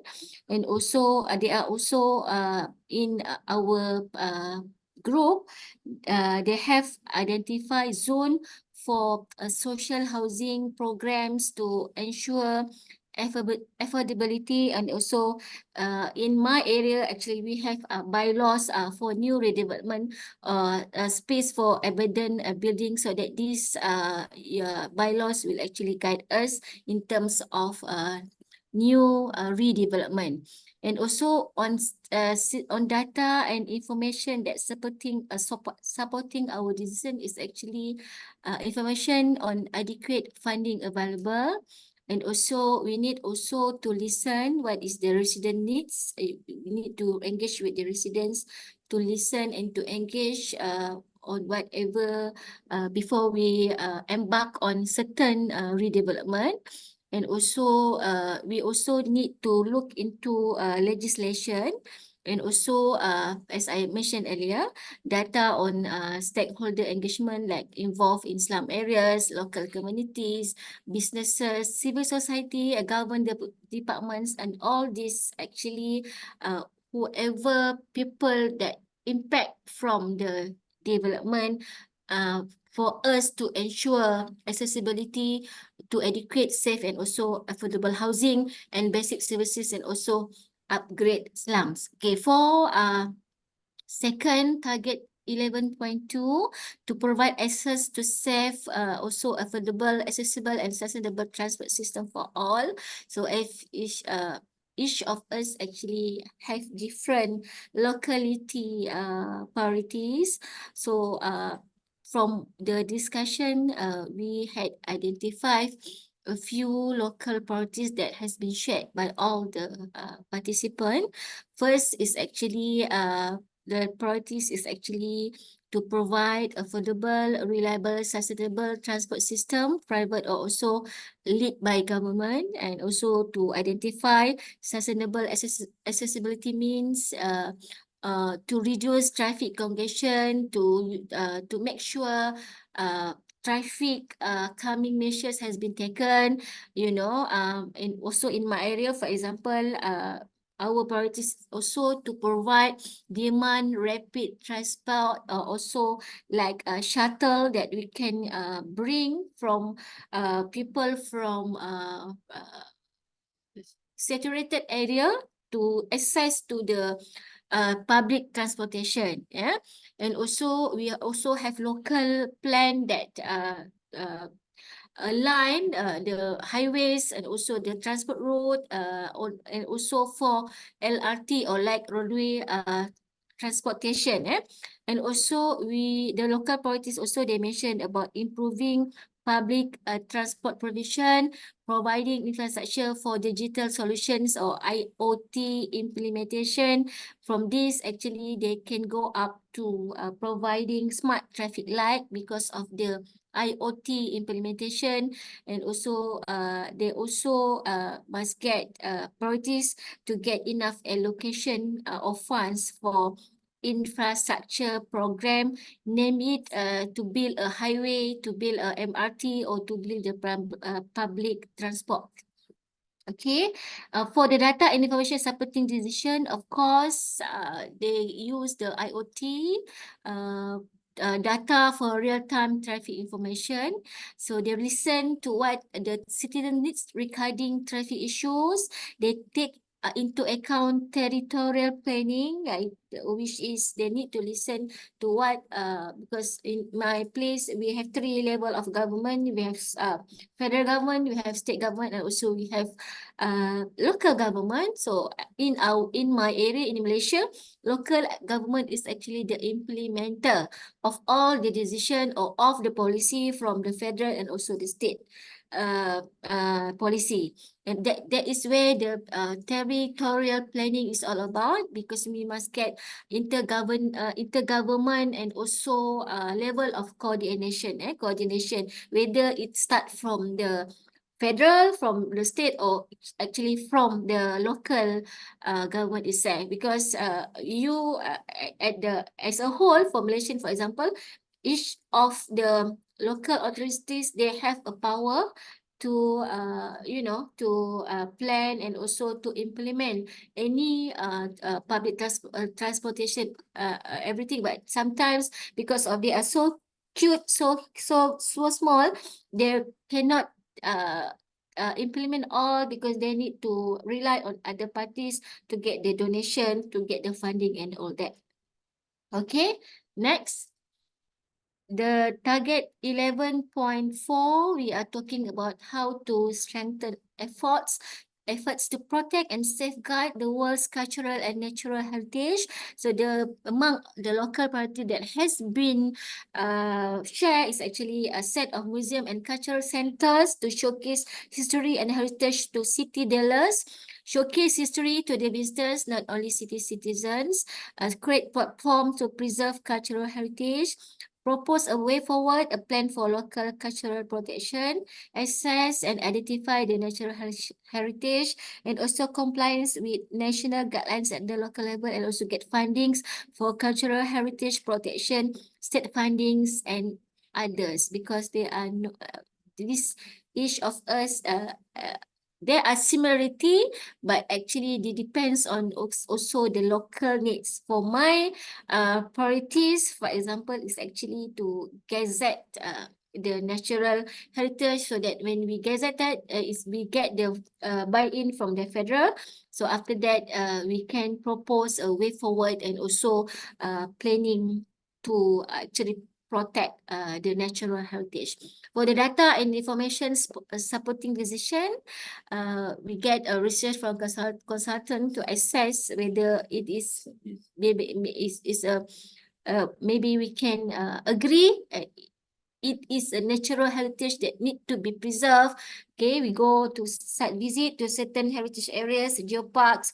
We engage with the local indigenous communities. It is what Dr. just now mentioned, because this indigenous community, they stay there for a long time. They know, they can, when they listen to the bird chirping, they know what types of bird it is. So we need to engage them for further development. We must also get data on fundings and costs.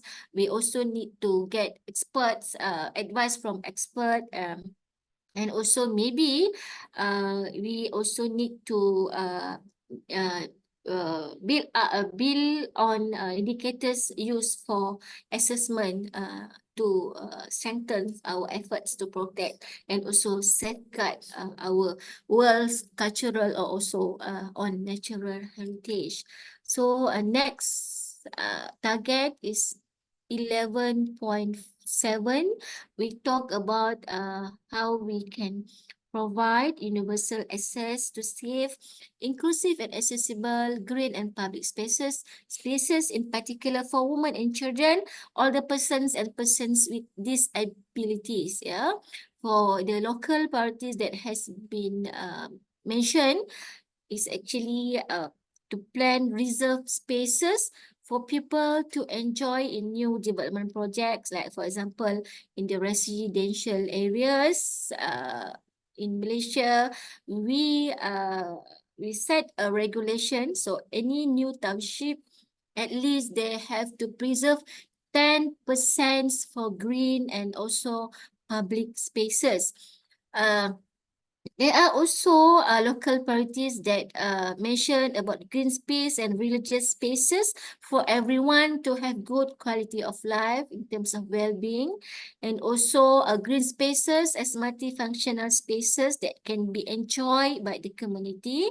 Green space either kept natural or structure it into parks, so that they have parks to release their tension in a very saturated urban area. Is very high-rise building, and also in my country we have uniformity buildings bylaws that by these bylaws they need to comply when they do the planning, building planning and whatever, and also promote urban gardening and farming among community, and also we provide fertilizer equipment for the people to enjoy the green and also public spaces. And also when they do embark on urban farming, they actually can save economic, because when they want to cook, they just can go to the garden and pick, and they can actually beside providing green spaces, they are also element of economy for the urban dwellers. In planning, we also specific requirements and good own principle procedure, that's what I mentioned just now.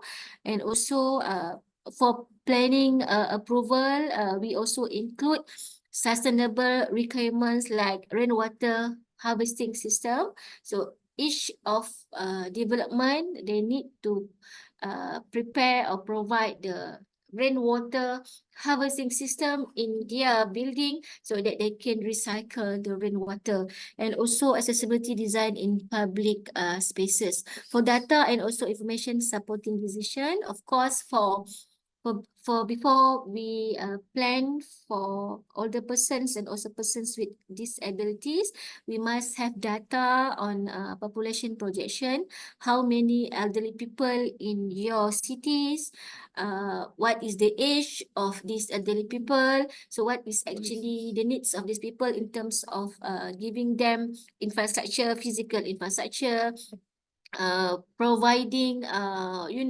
housing for them, for elderly people, for elderly care center, and also of course you also need to get the data projection on how many children and how many school that you have to provide. And also you need to assess needs based on the population. You must also we also at Malaysian in Malaysia we have elderly policies we have policies on elderly person. So these policies actually guide the implementation at the state and also at the local government. And also as what Dr. Izho also mentioned, we can use the established indicators associated with each targets by United Nations to guide when we do our volunteer local review. Because when we do the volunteer local review, it is not a one-way communication. It is actually a multi-level governance. We combine all the comprehensive planning.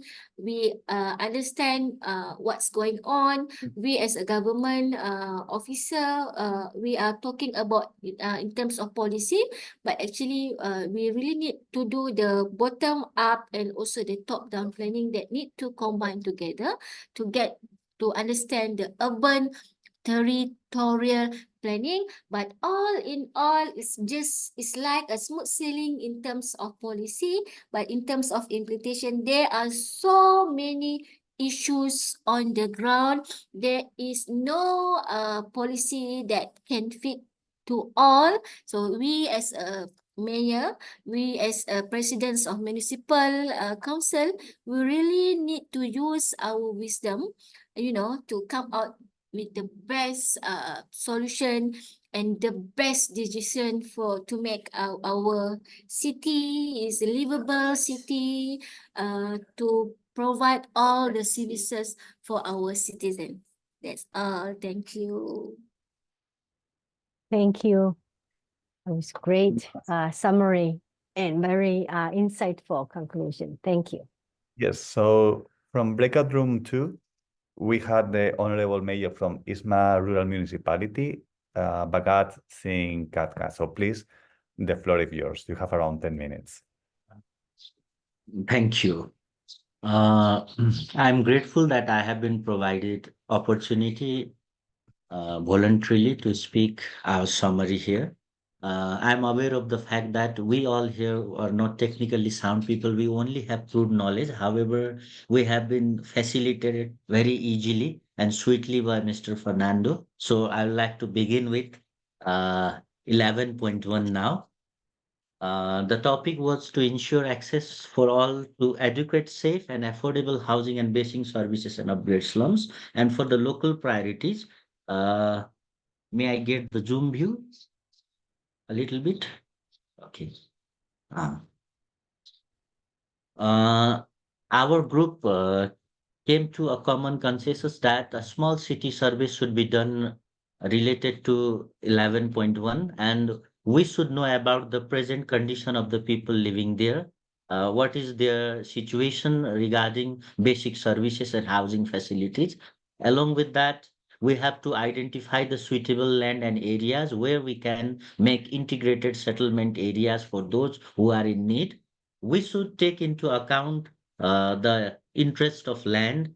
Mainly, people have their attachment, a kind of connection with the land, so that if the governments, different level of governments are trying to transform them into a better living area or settlement area, they do not come up with uh, the idea there. They are not willing to leave their places. Along with that, people who are to be provided with better housing facilities, they should also be provided with employment opportunities so that they can on a good living standard for themselves and the family members.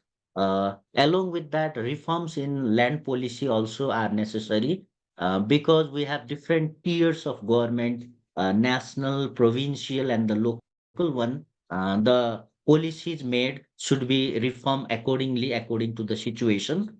Along with that, people should be made aware, and the government should make disaster preparedness before monsoon. It might be landslide or forest fire, wildfire, etc.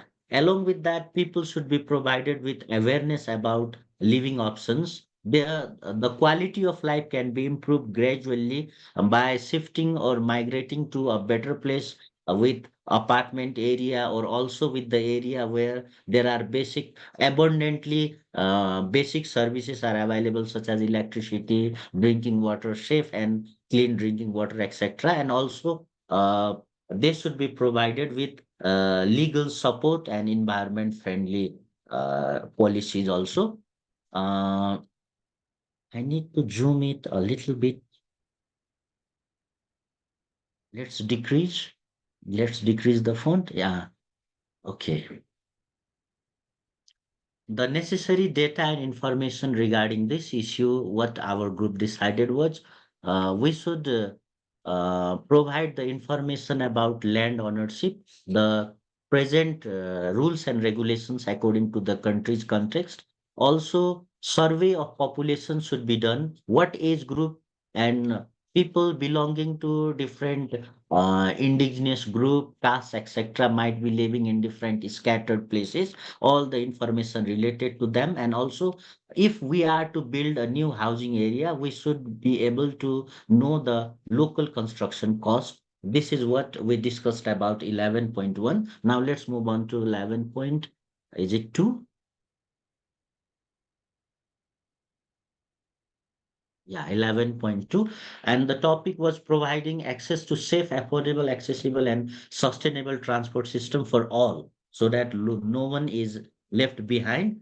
We discussed first of all about environmental friendly transportation vehicles and means of transportation, so that whenever we use them, the emission of fossil fuels, etc., can be minimized, and that shall not disrupt the quality of air that we breathe in. Along with that, we should minimize the risk of disasters while the construction of road in hilly areas. While constructing road, people themselves, we are inviting landslide and soil erosion by ourselves. Along with that, we should create walkable infrastructure, and also using bicycles for remaining healthy also can be done. And old means of transportation should be replaced with the modern ones. The Along with that, the number of private vehicles should not excess the number of public one. If we provide with the facilities of public vehicles mostly, then many people can accommodate in a single period of time for traveling. We also prioritize the fact about traffic rules and regulations, proper availability of traffic lights. Also, triple P concept, public-private partnership also can be done in order to improve the quality of transportation system, was what we discussed. And along with that, not roadways alone, along with that, cableways, ropeways, etc., waterways or metros also can be developed. At the side of the road, the proper drainage system also should be developed according to the situation of urban, semi-urban or rural areas, is what we discussed in our group. And along with that, we should use the land pooling and planning for land and settlement areas. And the necessary data and information regarding this was the population density of our area, for how much number of people should the transportation facility support, and along with that, the data related to land ownership, the also during the availability of transportation system, the age group, the elderly people and also women, etc., disabled also should be kept in mind. And in order to uh, minimize greenhouse effect, etc., the emission baseline also should be studied, is what we discussed there. Now let's move on to 11.4. Is it 4? Okay, yeah, it's 11.4. It was related to world's cultural and natural heritage. The first point we have mentioned is in urban areas, the encroachment during the construction of buildings and others have been seen. So this should be stopped. Along with that, we should engage the locals in our areas so that they can uh, be in the front line to conserve those areas. We should also encourage them for awareness.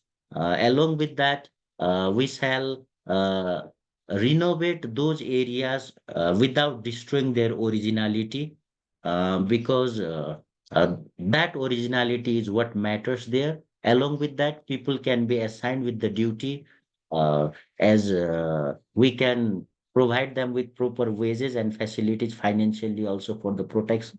And along with that, we should allocate necessary funds for their preservation. Also, tourism or promotion of tourist there also can be done in a sustainable way. We should also develop and archive facilities digitally so that we can attract more and more people as internal or external tourists, in order to increase the local economy in context with those natural and cultural heritage. And the necessary data related to it are uh, the historical data about the date of their establishment, since when were they established, who did the initiation for their establishment and renovation. Along with that, biodiversity map providing proper facilities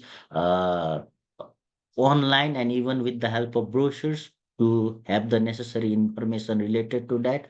Also, the local rules and regulations should abide with the national ones in order to preserve them properly, and the number of people visiting these places should be in volume, should be in large scale to support for the fund, to create the fund for supporting or conserving them. Let's move on to the last one now. Last but not least, because we didn't have enough time, we spent much time in the earlier three topics, so we had less over here. It was related to open spaces, public spaces, etc. Because according to our sustainable development goal and according to the motto of our Asia Pacific, we say that the future is local and no one should be left behind. So the inclusive method should be applied. We should design open spaces for every age group. Our room members came to a common view that construction of buildings is not only development. Development is the social development also. We should make the construction site without barrier free so that it may be child friendly or disabled friendly. Even open gyms, open areas should be provided with exercise equipment so that youths or elderly people can also visit there. They can make themselves stress free, and easing tension is also one of the part of being remaining healthy. As WHO defines, the health is a state of complete physical, mental, and social well-being, not only the merely the absence of disease or infirmity. Keeping that in mind, the planning and management of open spaces should be done a lot so that we can maintain greenery and we can maintain good health of all people living over there. That's all we had discussed in our group. I would like to thank Mayor Ghanshyamgiri, Mayor Vaikuntha Newpane, and Mayor Birendra Sharma who actively participated with us. And once more, I would like to thank our facilitator, Mr. Fernando, for easing us with the situation. Thank you. Thank you so much. Yes, so thank you so much. I think thank you for summarizing all the points from the two rooms, and I think there is a lot of common ground. We are already slightly past our time, so maybe we will just quickly close up the module. So if we can, Yes. yes, if we can quickly go to the slides. Yes, so Module 3B, we are going to continue expanding on the topic so we've been building on today, and we are going to be focusing on particular on conducting voluntary local reviews and how VLRs can be integrated with spatial planning, as well as on how to mobilize support to conduct an inclusive VLR through stakeholder engagement processes. So next slides, just I'm sorry, but as always, there's going to be homework. So this is the part when we tell you the homework. So today we have introduced the challenge. You have introduced the challenges you want to address through your initiative to be developed throughout the academy. So the next week we are building up on this challenge, and you have to present what is the vision that will guide the implementation of your initiative. So for example, if your challenge related to a smart city, so maybe your vision is to make my city a smart, eco-friendly development. So you need to create kind of a slogan. We ask you to prepare one single slide. So just, we will also provide a template. And if possible, please submit it by Thursday, June 6th, in next week. So next slide, I think, yeah, this is a template. So you have your vision, one sentence, where you have template to write the name of your city, and then add one photography of your city, one photo picture that can illustrate it. Itzhak, you want to elaborate something else? No, I think I feel it's a very fruitful module 3A, and I hope we shared with you some working knowledge about this region-driven integrated urban territory planning can provide support to help you address your issues and challenges. And I look forward to seeing all of you 2 weeks from today. Yes, so I will just thank all of you again, honorable majors. Your active participation make the module very enjoyable to us. I would also extend our thanks from Itzhak and I to everybody supporting this module and joining this session and engaging in the discussion. Without your support, this couldn't have been possible. So, and also, of course, mayors for joining, taking time out of your busy schedules. And we hope sincerely that it's been useful and that at least this conversation are helping you to think and how to improve your city and make it more sustainable. So thank you very much, everybody. Thank you, everybody. you. Thank you so much.